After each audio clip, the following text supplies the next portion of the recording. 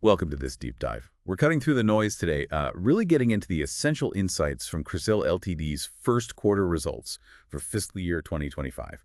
That's the quarter ending March 31st. Yeah, and we've got quite a bit to work with here. There's the investor presentation from May 1st, the press release on the financials, that's April 30th, Right? the board meeting outcome from the same day, the auditor's review report, and even some relevant bits from previous discussions on Q4 FY25 results. Similar themes pop up. Exactly. So our goal today is pretty clear. Yeah. Pull out the key performance points, get a handle on the business environment affecting CRISIL, and spot any important trends or future signals. Really understand this global analytics player. Okay. Okay, let's unpack this, starting with the big numbers, the overall performance. Right. So the headline figure is consolidated income from operations. That's up 10.2%, hitting 813.2 crore. Compare that to 737.7 crore same time last year. 10.2% growth in operations income. That's pretty solid momentum. A crore, just for context for everyone, is 10 million rupees. Exactly. And what's maybe even more interesting is the profitability story. Profit before tax, that jumped 16.3%. Wow, okay. Yeah, 227.3 crore, up from about 195.5 crore. 16% PBT growth. And after tax. Very similar picture. Profit after tax also climbed nicely by 16.1%, reaching 159.8 crore. Okay, so that strong profit growth, it really suggests they're managing things well, not just growing the top line. Absolutely. It points to, good cost management alongside that revenue increase. Their core strategies seem to be working. And something immediate for investors too, right? The dividend? Yes, good point. They declared an interim dividend of 8p per share. That's up from 7 in Q1 last year. So a tangible sign of their confidence, really. Definitely. Which kind of brings us to the next logical question. What's the backdrop? What's the environment they're operating in to get these results? Right, because context is everything. Exactly. And their presentation mentions that, look, 2024 showed some global economic resilience, but now you've got these new tariff actions sort of muddying the waters for growth prospects. Ah, okay. So more uncertainty creeping in globally. Yeah. And when you have that lack of clarity, what happens? Clients can get a bit cautious, budgets might tighten, maybe some of that, discretionary spending gets put on hold. Just makes that 10.2% revenue growth maybe even more impressive considering those potential headwinds. It does. The presentation also notes that global banks, while they are investing heavily in transformation, think cloud, data, AI, automation, they're doing it, let's say, with a measured stance, not necessarily throwing caution to the wind. I see. So strategic investment, but maybe careful about the overall pace or scale. Precisely. And then you've got asset managers who are still feeling the pressure on profitability. So the demand for cost-effective solutions, that remains pretty strong. Okay, so different pressures driving different demands. Yeah. Makes sense. And this whole evolving macro picture, it actually boosts the need for benchmarking solutions. Companies want to know where they stand, right? How they compare. Especially in uncertain times, you want to know if you're keeping pace or falling behind. Exactly. Identify where you can be more efficient. This could be a real tailwind for certain CRISIL offerings. And what about the debt markets? Any potential shifts there? Well, there's potential, yes. If monetary policy keeps easing and assuming, the big macro and geopolitical risks don't flare up too badly. Big if these days. A big if, absolutely. But if things stay relatively calm, we could see more corporate bond issuances, and that, of course, would be good news for their ratings business. Okay. Now let's pivot a bit. What about India specifically? The outlook seems a bit brighter there. Yes, generally more optimistic. CRISIL themselves are projecting India's GDP growth at around 6.5% for fiscal 2026. 6.5%. That's quite healthy. It is, though they do flag, potential downside risks if those global conditions weaken significantly. Always have to factor that in. And the Indian banking sector.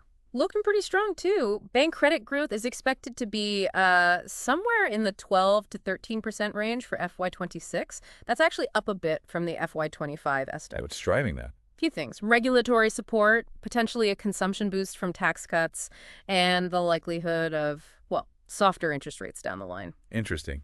And CRISIL's own take on India. They seem quite positive. They note the Indian economy continues to show strength, and importantly, they feel their domestic businesses are well-placed to grab the opportunities emerging here. So that domestic focus seems key to their strategy. It appears so. It's a crucial part of their story right now. All right, let's dive deeper now into the segments. How did CRISIL's different business units actually perform? Reading services, for instance. They seem to have a strong quarter. Oh, absolutely. Strong might be an understatement. They kept their leadership and corporate bond rating, sure, but the revenue growth was really impressive. 27.4% year on year in Q1. 27%, wow. Yeah, and that's building on solid growth of nearly 18% for the whole of FY24. And segment profit, up over 31% in Q1. Okay, that's pretty remarkable growth for a core established business like ratings. What's fueling that? Well, they point to a couple of things. First, they say investors really prefer their, quote, best-in-class ratings. So market reputation is key. Makes sense. Quality perception matters. And second, their Global Analytics Center, the GAC, is taking on more and more ratings surveillance work that S&P Ratings is delegating to them. Ah, so it's a mix of market pull and operational leverage through that GAC. Exactly. Seems like a powerful combination right now. Okay. Now let's contrast that with the Research Analytics and Solutions segment. The numbers there look, well, a bit different. Yeah, that's fair to say. The growth story there is definitely more moderate. Revenue was up just 1.8% year on year in Q1. Only 1.8%. Right, and it actually dipped slightly by 0.7% over the full year FY24. Now, segment profit did grow decently in Q1 by 15.8%. Okay, profit growth is better than revenue growth there. It is, but it's worth remembering that FY24 profit growth was much lower, only 2.4%, if you strip out a one-off gain they had back in FY23. So, yeah, a more complex picture in this segment. So while ratings is booming, this part of the business is navigating some trickier currents. Yeah. What's happening under the surface? Well, remember that point about cautious client spending, especially discretionary stuff? Yeah. That seems to be playing out here. But despite that, they did see good traction in certain areas, things like buy-side solutions, offerings around credit, risk, and consulting, and also those benchmarking products we mentioned earlier. So even with tighter budgets, clients are still spending on the essentials, the core risk, and decision support tools. Seems like it. CRISIL Intelligence, one of their units, apparently did well in credit, risk, and consulting, so those critical areas are holding up. Okay. What about the other parts, like CRISIL Integral IQ? Yeah, Integral IQ was hit more by that reduced discretionary spending, but interestingly, they still saw some momentum building in their buy-side solutions. And Coalition Greenwich. They were focusing on launching new benchmarking solutions. And the good news is that both these global businesses, Integral IQ and Coalition Greenwich, managed to add new clients during the quarter. Okay, so even in a tougher environment, they're still winning new business and adapting their offerings. That's positive. It shows resilience, definitely. Proactive steps seem to be underway. Let's zoom back out a bit to the overall financial highlights. We touched on the dividend, but what else stood out from the numbers? Well, corporate bond issuances, they did grow, but like we hinted earlier, it was pretty modest, only 3.9% year on year in Q1. Okay. And what's interesting is how it grew. The actual number of companies issuing bonds and the total number of issuances both went down. Huh. So fewer players issuing, maybe larger amounts each, or just the big guys tapping the market. Could be. Suggests maybe a more cautious approach overall, or concentration among larger, more established issuers, perhaps. And bank credit growth. You mentioned the positive forecast, but what was the recent actual number? It moderated a bit. As of February 2025, it was running at about 11%. Still decent, but maybe reflecting some slowing in parts of the economy. Right. But CRISIL also pointed out something positive about corporates, didn't they? Yes, absolutely. A key positive highlight was the improved financial health of Indian companies.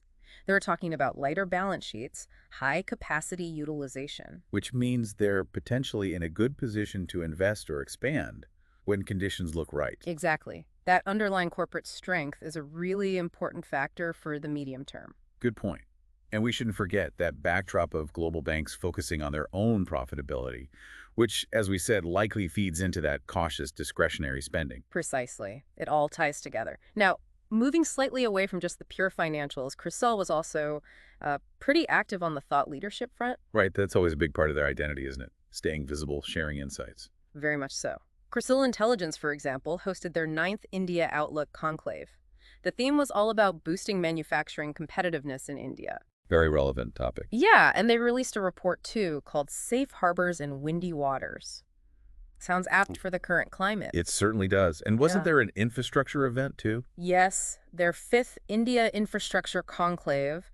That one focused on India's decarbonization journey. They also launched the CRISIL Infrastructure Yearbook there. So positioning themselves right in the middle of these key national conversations. Exactly. And it wasn't just the big conclaves. CRISIL Ratings also held more focused webinars on things like green hydrogen, the EPC sector, city gas distribution. Targeting specific industry niches with their expertise. Right. And globally, their teams were busy publishing articles. Topics ranged from Gen AI and credit risk, efficiency in asset management, all the way to trends in equities, fixed income, forex trading, you name it. So demonstrating broad financial expertise across the board. Mm-hmm. It's also worth mentioning their CSR activities, right, through the CRISIL Foundation. They seem quite committed there. They do. The work with the RBI's MoneyWise Centers for Financial Literacy is quite significant. They're running about 670 of these centers now. 670. Wow. Across how many regions? 13 states and 4 union territories. And in just Q1, they reached about 2 million people through that program. 2 million people in a quarter. Yeah. That's genuinely impactful financial literacy work. It really is. And then there's the Main Pragati program in Assam and Rajasthan that reached over 380,000 individuals through their trained Saki community workers. Again, impressive reach, focusing on empowerment. And they're active on the environmental front, too. There was an MOU signed to plant 60,000 saplings in Maharashtra, plus ongoing work caring for trees planted previously in Pune. Good to see that commitment to sustainability alongside the business focus. Definitely. Now, of course, no company operates without risks, and CRISIL was pretty upfront about what they're watching. Which is always good to see transparency on. What were the main ones they highlighted? Well, no surprises. The big ones are those macroeconomic and geopolitical uncertainties we've discussed. Also, potential changes in laws, regulations, government policies, that's always a factor. And given their business, technology risks must be high on the list. Absolutely. The potential disruption from Gen AI is explicitly mentioned, plus the ongoing critical risks around cybersecurity and potential data breaches. Makes sense. What else? People risk attracting and retaining talent is crucial for them. Foreign exchange risk, given their global operations, and of course the constant pressure of competitive intensity in their markets. So quite a comprehensive list of challenges they're actively managing. It seems so. So if we were to kind of wrap this up, summarize the key takeaways from this deep dive. Go for it. Well, I'd say it was a pretty resilient first quarter for CRISIL overall. The real engine was the ratings business, showing that very strong growth. Right, that 27% jump really stood out. It did. Meanwhile, the research analytics and solutions segment, it showed more moderate growth. You can definitely see the impact of that global economic uncertainty and clients being a bit more careful with spending there. But still growing profit decently in Q1 and winning new clients. Exactly, not standing still. And strategically, that focus on grabbing opportunities within the relatively stronger Indian economy seems really central, plus their ongoing investment in technology. And we saw their continued activity in thought leadership, staying visible, and that clear commitment to CSR through the foundation's work. Yeah, it paints a picture of a company performing well in its core areas, navigating global headwinds, leveraging domestic strengths, and maintaining a broader sense of purpose. Which leads us to maybe a final thought for you, the listener, to ponder. Given everything we've discussed, the evolving global economy, CRISIL's position as this insights-driven analytics company, how might the really accelerating adoption of AI and that growing focus everywhere on ESG factors? Environmental social governance. Exactly. How might those huge trends further reshape what CRISIL offers? How might it change their growth path in the coming years? What completely new kinds of risks, but also new opportunities, might pop up for a business like this as AI and ESG become even more central? Yeah, it's definitely something to watch. How do they integrate AI deeper? How do they build out ESG analytics? What does that mean for competition and risk? Fascinating questions for the future.